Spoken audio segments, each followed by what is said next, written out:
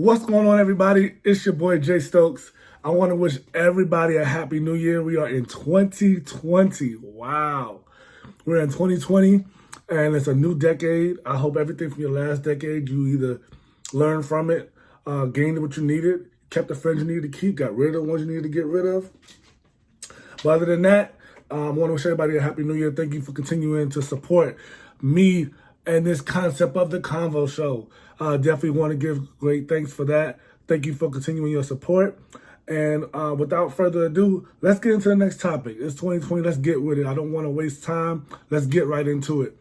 Today, I want to talk about the man's ego, the ego of a man. So let's start the conversation. When I think about the man's ego, the first thing that comes to mind is fragile. And I know some of you are like, what? Man, fragile? That doesn't really go together. Doesn't really go together because the man is perceived as strong. The man is perceived as the head of the household, strong, solid, a rock. So it should be the foundation of the house. But oftentimes, our ego is very fragile and it can make or break us. The man's ego is nothing to be played with or tampered with. It can make or break you in any relationship. Intimacy or an intimate relationship, friends, family, and even parental situations. There's a lot of parental situations where the father may have walked out, the son may have walked out, or the father and the son gave up on each other, or the son gave up on the mom, or the father gave up on the mom. In situations like that where an ego was in place. An ego was in place and it destroyed that relationship. Let's look at the definition of ego. Ego's definition is a person's sense of self-esteem or self-importance. So immediately when I read that, mental health comes to mind when I read that. Mental health. Recently, one of my good friends, and he has a podcast also, he told me I'm hitting on stuff, but I need to talk about mental health because a lot of us in our Black community, we don't talk about mental health. I know Charlamagne the God has been talking about it a lot and really shedding light to it. But we need to talk more and do more around mental health.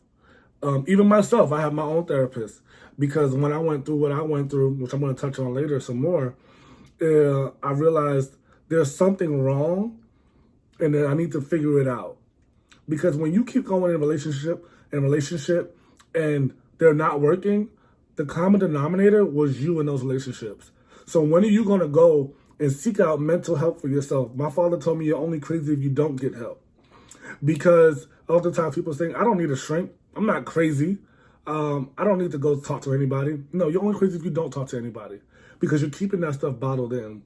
And so when I read this definition, a person's sense of self-esteem or self-importance, that means that they're measuring their own level of importance and their self-esteem of themselves because that's something that they have to control because they can't control their importance. That's a thought. That's an opinion of how important you are to somebody else or a situation. But the esteem is you. How strong is your self-esteem? Can you walk in a room and be okay? Can you handle a joke? Can you handle rejection?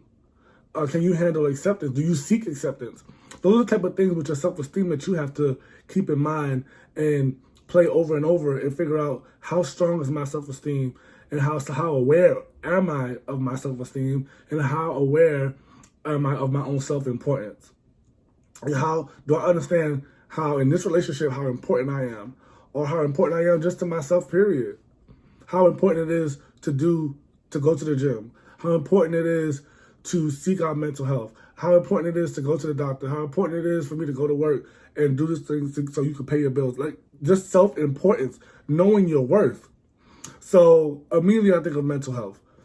The man's ego, or ego in general, but the man's ego is the part of the mind that mediates between the conscious and the unconscious and is responsible for reality testing and a sense of personal identity.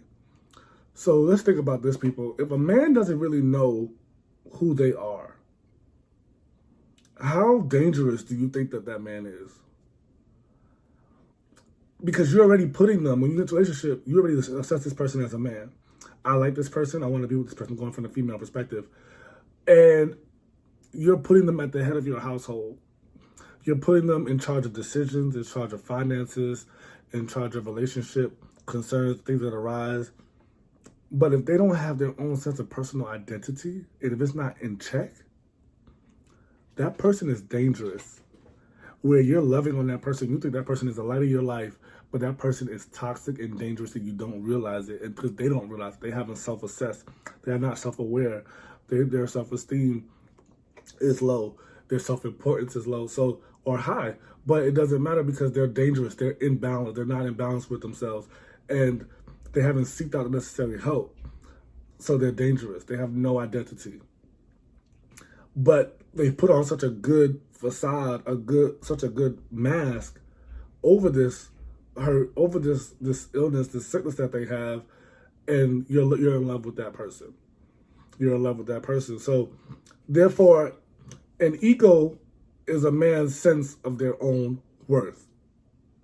So I want you to think about that as we talk about further in this video, because the ego is a man's sense of their own worth.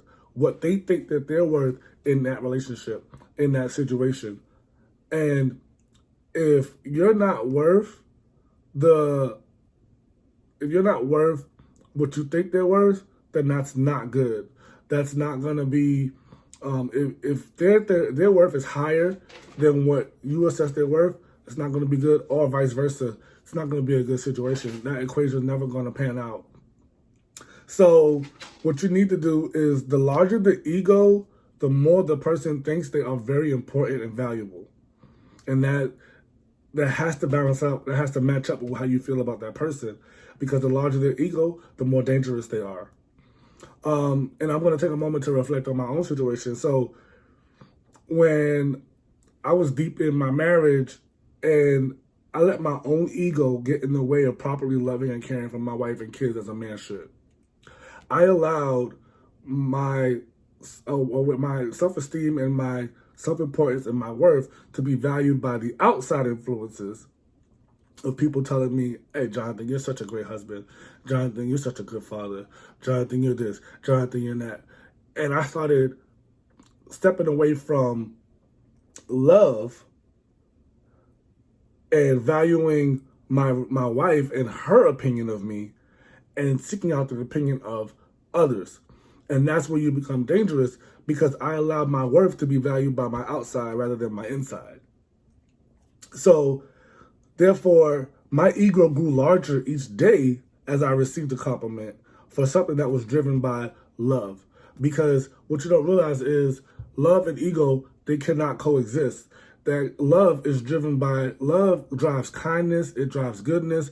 It's what happens when you genuinely want to do for somebody that you care about. You genuinely want to be there for somebody that you love. You genuinely want to do things for somebody that you love. You're doing it just because you value that smile on their face. They bring light to you and you want to reciprocate that energy. You're just matching your vibe that you're feeling from them. So love battles with ego, because when ego is involved, it is driven by the fact that of protecting yourself. Ego is like almost like a defense mechanism. And it's like, how dare you not understand how much I am worth to you? So you have the audacity to argue with me. You have the audacity to not agree or understand what I'm doing and what I'm going through. So, but do you not understand how much I'm worth? Do you not understand how important I am to you? And when you start getting in your own head, and your ego starts becoming egotistical and you start taking over your relationship, that's when you're toxic and that's when you're dangerous. Because what happened was I allowed outside influences to justify what my wife needed from me. Like, how dare you need this from me? And all these people can see that I'm perfect. All these people can see that I'm doing the right things and I'm in the right place. I'm positioning myself right. How dare you argue with me about dishes? How dare you argue with me about the level of help that I'm providing to you, maybe at bedtime or bathing the kids, or the small things that I thought was small was large to her, because my ego was so large. I couldn't see that she needed help, that she was reaching out, that she needed her husband. And so because of that, because my ego was so large and my ego was so I was so into myself, and I didn't have a sense of my own worth in reality, because the sense of my worth was actually inconsistent with what my worth was to my wife. And I needed to work on that. But I've thought that I can do no wrong. I thought that at this point, you're just a nagging wife, and I need to move on. And that's where things went wrong. And that's why I'm here. That's why I want to speak on this topic, because people don't understand how your ego comes in play and how your ego needs to be destroyed. Your ego needs to be destroyed, men. All the men that are watching this, destroy your ego if you want success. There is no glory in having a strong ego.